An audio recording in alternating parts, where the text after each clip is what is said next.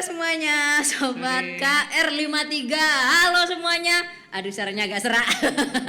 Ya, senang sekali ya pada sore hari ini Anda bisa kembali menemani sobat KR53. Pastinya masih tetap ya alamatnya di Jalan Kapten Tendian nomor 53. Atau bisa cari di Google Map ya, di Kedai Sufi pastinya. Dan sore hari ini Ana nggak sendiri ya. Ada teman cantik dari mana? Gudo Mbak ya? Ya, dari Gudo ya. Ada Mbak Ruth Nina Ruria.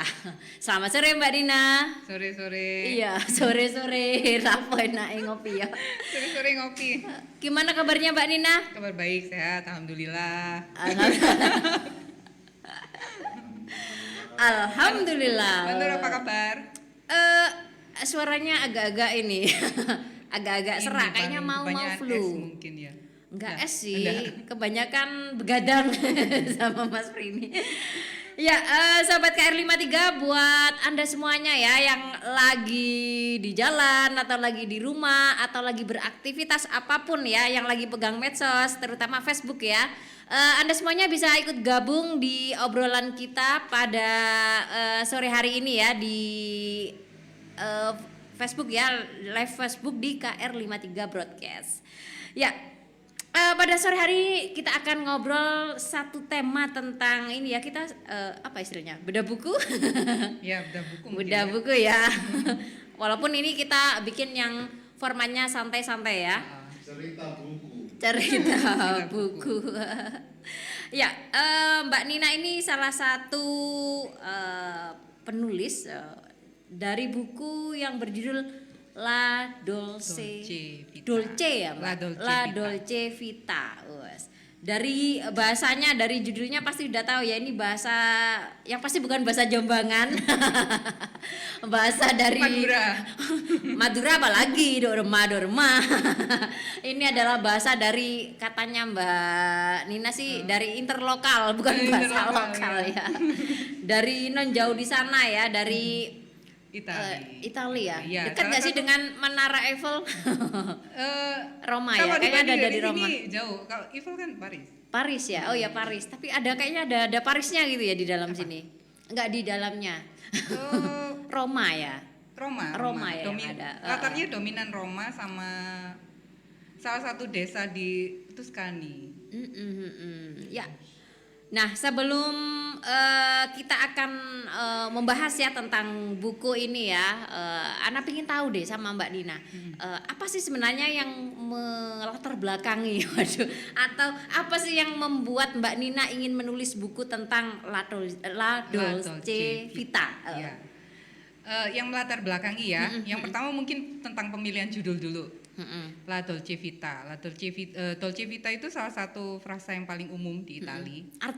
Artinya a sweet life. Wah, sweet life. Nah, yang melatar belakangi aku itu apa ya? Kita hidup ini kan macam-macam masalahnya. Ada asinnya, ada kecutnya, ada manisnya, ada ya macam-macam, ada pahitnya juga. Nah, La Dolce Vita dipilih itu karena aku pengen gini. Life is short, make it sweet. Gitu. Asik. Hidup kan singkat ya. Hidup singkat, ayo dibikin manis aja. Ya. Biasa.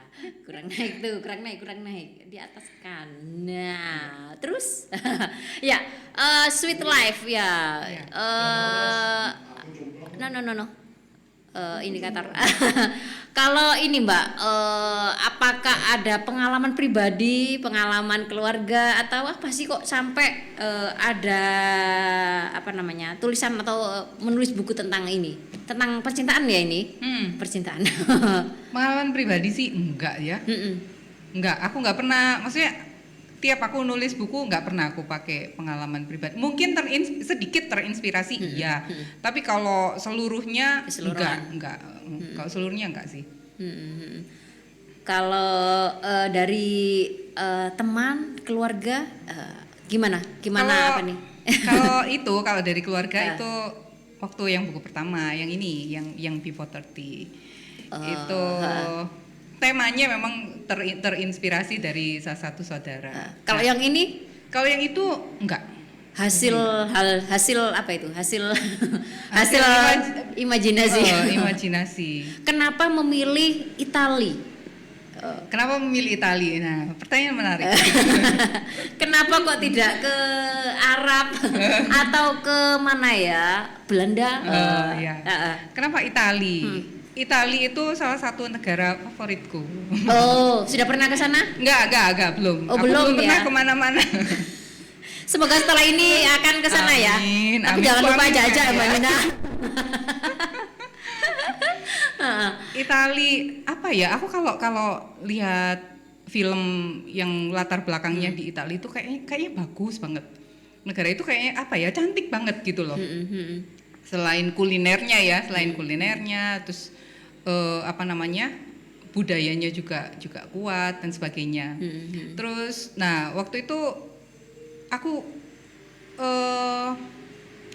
coba kan googling apa-apa tentang Italia lah, terutama tentang kota-kota ini. Nah, ketika aku googling, kadang-kadang kan kita dibawa ke situs apa gitu ya. Nah, waktu itu aku coba googling ternyata aku dibawa ke wine gitu, tentang winery. Nah, aku coba buka salah satu apa namanya artikel situ. Terus aku dapat salah satu desa di Itali, di Tuscany yang terkenal sama produksi wine-nya. Aku coba baca. Ini rasanya menarik. Gimana kalau misalnya aku combine tentang wine itu sama cerita gitu loh.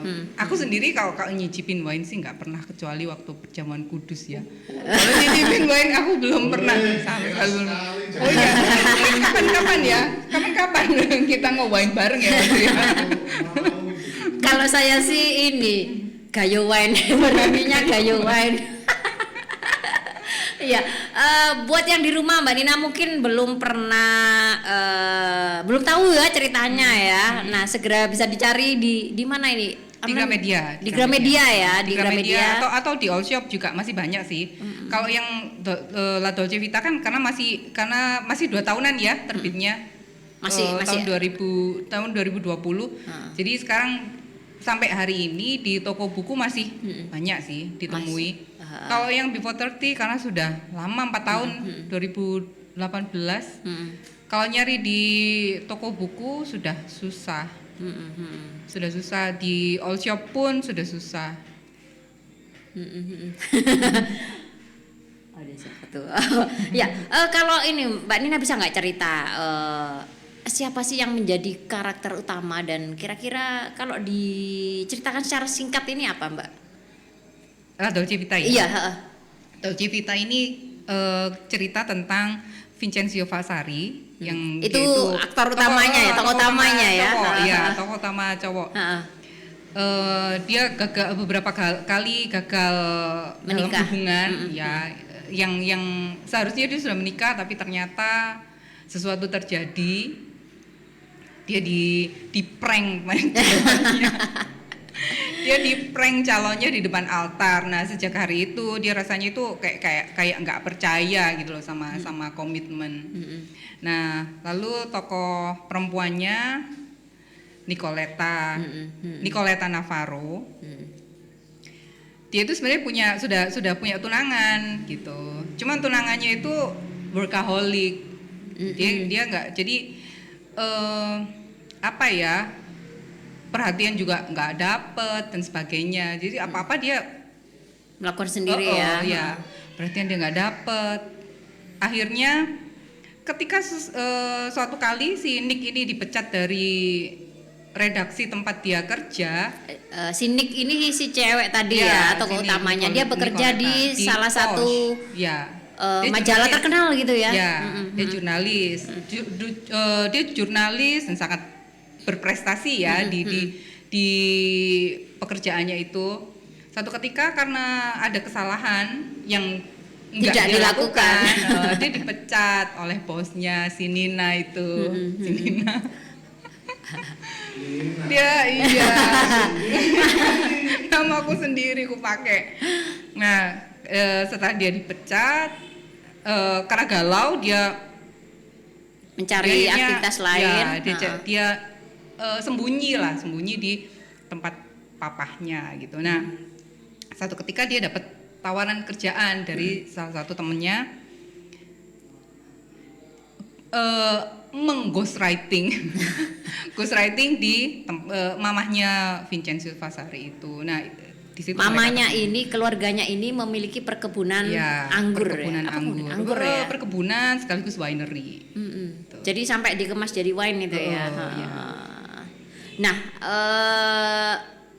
kalau kita pengen tahu ya sebenarnya itu kan ada selain itu ya, selain percintaan dari Vincenzo dan apa namanya Nicolette ya, Nicolette. Itu kan ada background ya, sampai kemudian si Nicolette ini ternyata pernah ditinggalkan oleh ibunya ya sama mamanya ya waktu sejak kecil, sehingga dia merasa benci dan tidak ingin tahu ya kan, sampai akhirnya begitu dia ingin tahu ternyata sudah meninggal. Ternyata mamanya sudah meninggal. Iya. Itu mungkin salah satu dramanya Nick aja ya, drama buat Nick. Karena kalau dibuat cuman apa sih lempeng gitu kan rasanya terlalu flat ya. Terlalu flat rasanya. Jadi harus dikasih drama dikit-dikit. Iya, mungkin satu kali entah kapan ya realisasinya berhasil mengeksekusinya. Aku kepengen sesuai saran editorku ya. Aku kepengen si kisahnya mamanya Nicoletta ini diangkat punya, karena aku pikir kayaknya dia layak gitulah dapat buku sendiri. Gitu. Bener. Ya, kalau sejauh ini ya, gimana sih support dari keluarga, dari suami, dari orang tua, dari teman-teman dengan ini Mbak Nina menulis aktivitas menulis. Selama ini mereka suportif banget sih. Ya, gimana? Suportif banget. Cukup mensupport ya. Iya, sangat suportif. Wah, ini ada komen ini. Oh iya. Ada komen ya, bacain dulu ya. Iya. Ini dari Ki Jamong Liman, bukunya bukan tentang percintaan tapi tentang cinta. Oh, tentang cinta. Beda ya, percintaan dan cinta. Percintaan dan cinta. Kita tanyakan nanti sama Ki Jamong Liman nih, bedanya percintaan dan cinta. Judulnya Plok dengan judul film tahun 1960. Oh iya, memang film ada. komedi yang dibintangi Anita Ekberg katanya. Mungkin Ki Jamong Liman ini juga salah satu pecinta novel membaca ya. Iya. Ada memang. Aku waktu setelah bikin judul ini, ketika ini muncul di Goodreads. Nah, aku kan coba googling gitu ya. Ternyata yang aku bukan malah dibawa ke ini, tapi malah ke film itu tadi, film tahun 60-an itu. Film ya. Judulnya sama, La Dolce Vita ya, tentang ya ceritanya settingnya di Italia. Aku belum pernah nonton filmnya sih. Belum nonton. Lucu. Ya katanya komedi ya. Mungkin kapan-kapan coba aku nonton. Kalau ini Mbak Nina, ke depannya ada nggak sih plan untuk membuat buku lagi? Insya Allah ada. Kira-kira pasti ada sih, pastinya ada. Aku lagi ada sih kepikiran, sudah aku buatkan draft kasarnya. Ada plannya ya? Ya, sudah aku buatkan draft kasarnya. Cuman belum tahu kapan eksekusinya. Aku sudah berhasil nulis bab pertamanya sih. Kira-kira tentang apa ini? Ya, bocoran dikit. Aku mau ini sih, masukkan yang kapan hari itu, kasus yang kapan hari itu. Oh iya. Oh itu ya, yang tentang violence itu ya. Yang tentang kapan dulu itu, aku mau kepingin masukkan itu. Nah, menarik sih. Mungkin tokohnya aku buat apa ya? Reporter jangan Mawar Melati. Oh iya, bukan Mawar Melati. Kasihan bunga-bungaan itu jadikan korban. Iya, lupa ya, informasikan buat Anda semuanya Sobat KR53 yang ingin mendapatkan buku La Dolce Vita dari Mbak Nina, silakan ya kirim komen dan mungkin kirim ide ya tentang kira-kira buku apa sih, atau mungkin kamu punya pengalaman menarik atau cerita ya yang bisa kamu tulis di kolom komen. Nanti akan dipilih ya sama Mbak Nina mana yang terbaik, akan diberikan buku La Dolce Vita. Free. Nih. Kelihatan gak sih? Ini. Nah, kelihatan enggak? Ini sih.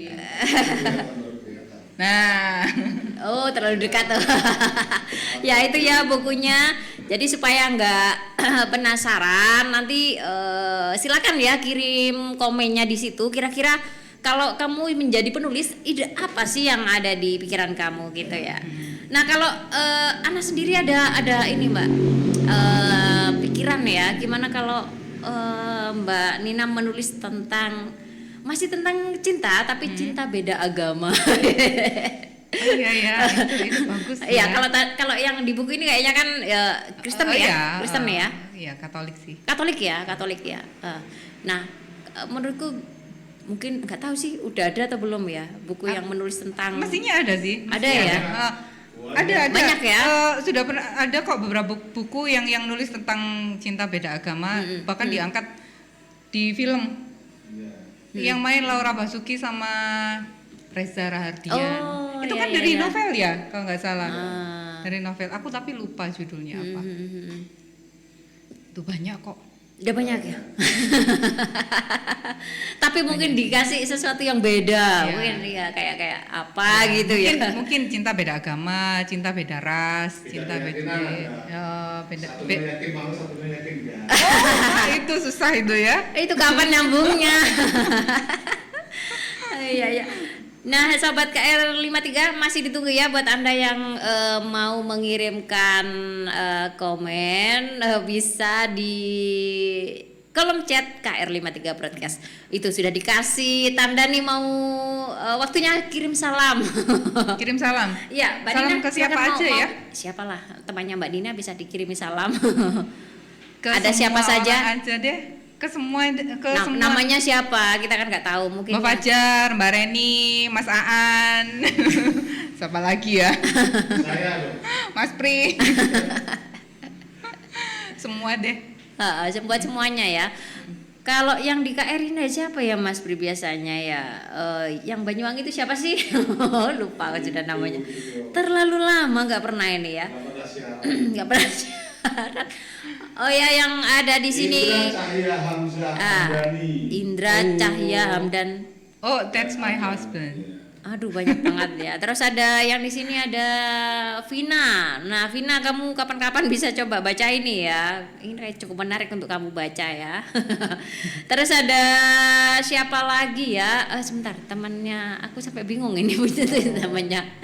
Yang ada jauh di sana ya, ada aku tuh punya temen namanya siapa ya? Lupa. Saking banyaknya temennya. Tiba-tiba ya? blank. Bukan saking banyaknya Prabu. Iya, ada Nani ya, temanku SMA yang sampai sekarang juga belum merit ya. Siapa tahu ya habis baca buku ini nanti kamu jadi pengen merit. Ini aja. Oh, ini sudah nggak ada ya, susah nyarinya. Oh susah, iya. Karena sudah 4 tahun sih. Ya, ada Nani yang ada di Peterongan sana. Selamat sore ya. Before 30 ya. 30 ya. Buku yang lain itu ya. Iya. Nah, kalau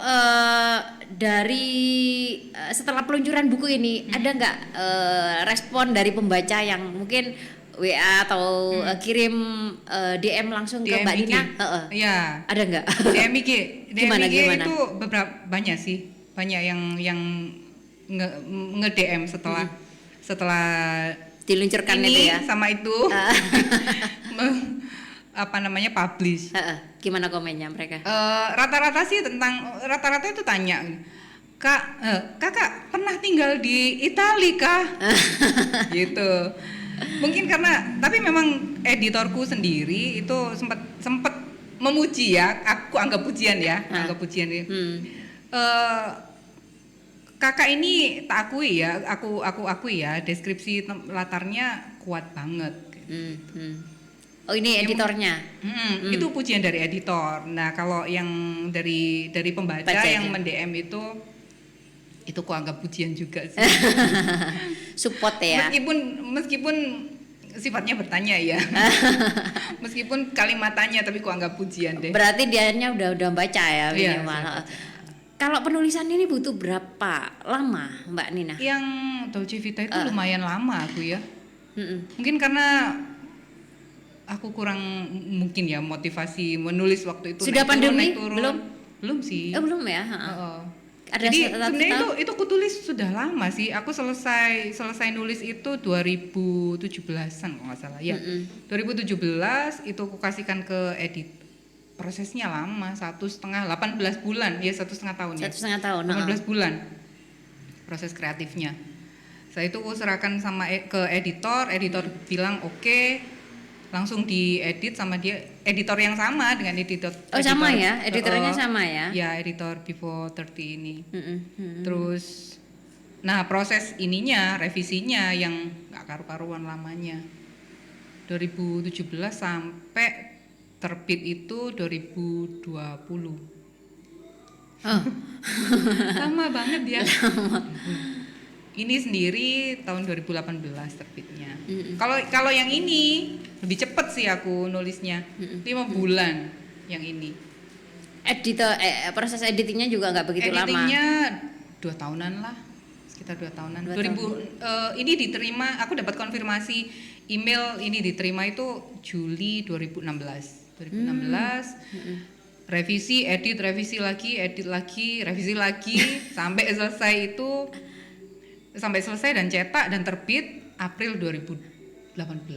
Yang ini kayak skripsi aja ya. Iya. Kalau setelah cetak gimana perasaan Mbak Nina? Setelah cetak, aduh aku bangga pada diriku sendiri. Kok ini percaya nggak? Kok bisa ya sampai selesai? Iya. Sebenarnya perasaan bangga itu justru ketika aku mengetik kata selesai, tamat, itu justru aku seneng banget. Nggak tahu nanti dibaca editornya gimana, penilaian editornya seperti apa, aku sudah nggak ngurus. Pokoknya belakangan ya. Belakang. Kalau dia suka ya puji syukur ya, alhamdulillah. Kalau dia kurang suka, harus ada beberapa diedit ya, hal yang harus direvisi ya. Ya oke, aku jabanin gitu. Tapi ya ampun, revisi itu melelahkan dan menyakitkan dan ya. Pastinya butuh ini juga ya, Campur. memang butuh apa ya, semacam apa, bukan cobaan ya. Apa namanya, itu kan juga untuk ini meningkatkan ya apa namanya, kualitas Mbak Nina menulis. mutu ini Iya. ya. Mutu buku juga mutuku. Oke, kayaknya udah waktunya sebelum kita tutup ya obrolan kita pada sore hari ini, Mbak Nina, ada nggak yang ingin disampaikan kepada para pembacanya? Mungkin yang ada di luar sana, nggak hanya di Jombang ya, di luar Jombang, kayaknya di ini ya, di beberapa kota ya bisa ya ditemui di Gramedia ya Mbak? Bisa. Aku terakhir ke Gramedia itu kapan ya? Belakangan ini mungkin seminggu 2 mingguan. Surabaya ya? Kediri dan Surabaya. Kediri masih dan ada. Surabaya. Apa yang ingin disampaikan kepada para pembacanya? Ini kalau mau beli buku, belilah yang ori, jangan yang bajakan. Dah gitu aja. Iya, itu iya kalau beli bajakan, entah itu bentuk PDF atau entah buku cetak ya, yang bajakan itu ya ampun, itu sama juga nggak menghargai hasil karya. Hasil karya penulis dan apa namanya, penerbitnya gitu. Kami berdua kan berdarah-darah proses sampai cetak lahir, ya. Sampai cetak. Cepat ngeblur matanya nanti kalau beli bajakan. Iya, ibaratnya ini ya. Bajakan. Ada proses hamil sampai melahirkan yang itu susah ya. Jadi setelah lahir itu. Malah beli yang bajakan. Itu ya para pendengar di rumah. Satu dong, tanya dong, kenapa orang harus menulis? Kenapa orang harus menulis? Kenapa ya? Dengan menulis itu kamu akan dikenang. Akan menjadi keabadian. Iya, kamu akan dikenang. Meskipun kamu sudah nggak ada lagi, tapi karyamu tetap ada. Masih gitu ada. Oke, asik ya. Ya buat yang di sana yang masih ragu-ragu mau menulis, nggak apa-apa ya. Harus segera dicoba, dimulai ya. Yang penting pede aja deh. Kita mau tulisan kita bagus, bagus, mau tulisan kita nggak seberapa bagus, yang penting pede aja. Jangan takut salah, nggak ada yang salah dengan menulis. Iya, kalau takut salah nanti nggak jadi nulis. Iya, Jangan Terus jadi akan- ghostwriter. Cukup ini aja, Mas Ri aja. Aku aja yang ghostwriting ya, kalian jangan. Baik, cukup sampai di sini dulu ya Mbak Nina. Terima kasih atas Terima kasih, kehadirannya di KR sama-sama. 53. Paling enggak ada tema-tema lain yang kita sharingkan. Jadi di masa pandemi yang masih pandemi ini, mungkin sobat KR bisa meluangkan waktu untuk menulis ya, supaya lebih produktif daripada hanya sekedar medsos yang nggak begitu ada manfaatnya. Nah, siapa tahu bisa disalurkan Iya, menulis sambil ngopi bisa. Ya, kopinya di Sufi ya. Iya. Oke, terima kasih Mbak Nina. Dan langsung aja kasih, kita tutup. sama-sama. Selamat sore dan terima kasih semuanya. Terima kasih.